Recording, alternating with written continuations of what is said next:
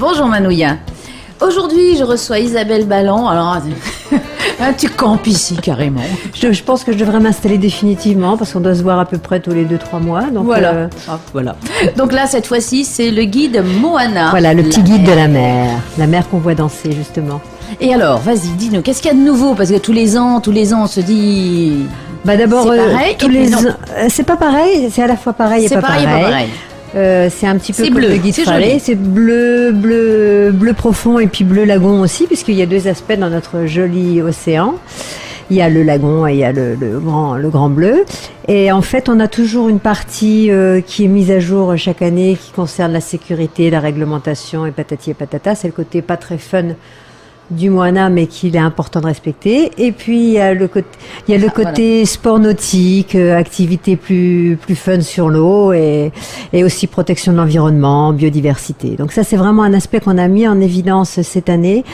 On a essayé de développer des dossiers où on parle de notre environnement, du développement durable, du respect de la biodiversité, des associations qui s'en occupent. C'est un atout aussi, non seulement touristique, mais il faut penser aussi à la survie de la planète, des enfants, etc. À nos générations futures, à ce qu'on veut laisser à nos enfants, en effet, autant pour la faune que pour la flore.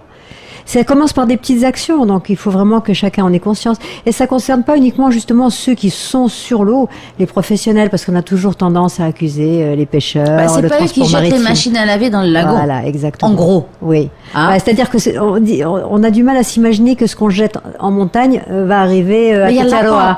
Ça arrive à Tetiaroa. Et donc du coup, c'est vrai que c'est une prise de conscience générale.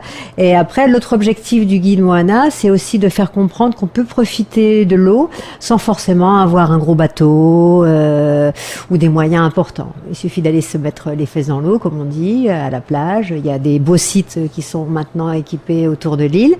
On a des belles... Oui, parce que plus ça va, plus on fait attention à ce qu'il y ait des petites plages et tout. Mais le problème qui se pose aussi, est-ce que c'est pas parce qu'il y a beaucoup de maisons ou de propriétés qui vont jusqu'au bord de l'eau et qui nous empêchent d'aller jusque...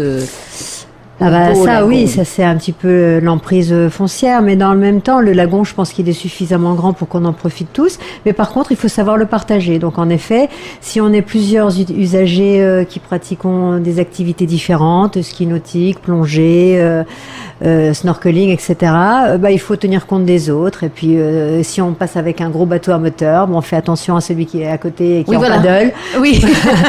Pas lui faire des vagues. Je crois que c'est rigolo de faire tomber les gens. Oui, c'est rigolo, c'est un peu dangereux. Oui, on se souvient quand même d'accidents qui ont eu Il y en a que ça amuse.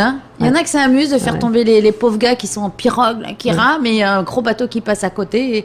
Mon édito, c'est ça en fait. Mon édito, c'est de dire qu'on est dans un paradis, mais qu'au-delà de la carte postale, il faut être conscient qu'il y a quand même des risques. Parce que d'abord, c'est la nature. Donc, d'un moment à l'autre, peut se former un grain ou la mer peut virer mauvaise, et donc il faut toujours anticiper, prendre la météo bien sûr. Donc on donne quelques indications, les bulletins de diffusion des météo, on les précise bien sûr. Et évidemment, il faut aussi avoir toujours l'équipement nécessaire. Même si on part et qu'il fait beau, il faut se dire peut-être s'il fait moins beau, le temps change, c'est la mer, petit gilet, un petit kawaii pour que les enfants n'aient pas froid, ou s'il fait trop chaud, avoir une bouteille d'eau, etc. Toujours prévoir que la sortie... Pas seulement une caisse de bière. Ouais, mais même si on part une heure, et prendre un téléphone en état de marche, etc. Ou une VHF, peu importe. Mais en tout cas, un moyen de communiquer. Puis jamais partir tout seul, parce qu'on a vu que, par exemple, des chasseurs sous-marins qui étaient pourtant expérimentés, sous le coup de l'émotion ou de leur concentration à vouloir attraper un poisson, certains se sont retrouvés coincés au fond, et puis là, si le copain n'est pas là, on peut pas faire grand chose. Donc c'est dramatique de revenir sur ces éléments, sur ces événements, mais il faut rester conscient que... Mais le risque existe toujours. Voilà. Et après, évidemment, ce guide, c'est aussi l'œuvre commune avec nos partenaires. Évidemment, c'est aussi une manière pour eux de mettre en avant leurs nouveautés, leurs spécificités. Donc il y a des beaux moteurs, on va pas citer parce que sinon, si on en cite un, on cite tout le monde. Je cite personne, mais je crois que tous font des efforts pour avoir des nouveaux produits et avoir des choses qui s'adaptent à ce dont les gens ont besoin. Donc on fait un gros effort sur les SAV, on fait un gros effort sur ce qu'on trouve en rayon, en stock. Et je peux vraiment dire que moi j'ai le sentiment que les professionnels de la mer cherchent toujours à à satisfaire leurs clients actuels et futurs. Ils essayent de devancer un petit peu les besoins. Pas forcément avec des produits de haute technologie, évidemment, ils suivent la technologie. On trouvera toujours le dernier téléphone cellulaire ou la dernière radio super, machin truc. Mais dans le même temps, il y aura aussi des petites choses pratiques, un petit dispositif de sécurité qui permet justement de déclencher une petite alarme tout seul si jamais on est un petit peu loin du bord. Des petites choses comme ça. Et donc vraiment, c'est un secteur qui est en effervescence. La meilleure preuve, c'est que donc le cluster maritime regroupe toutes ces énergies. C'est un de nos partenaires. Actuellement se tient la conférence maritime régionale. Et donc c'est un secteur économique important. La pêche, l'aquaculture, la perle. Ça reste un secteur où on a beaucoup d'attentes. Et donc vous avez beaucoup de retours après quand le guide sort? Alors des retours, on a surtout des allées, c'est-à-dire que le guide il part partout. C'est ce que je voulais préciser aussi, c'est que grâce au réseau des gendarmeries, le petit guide Moana part.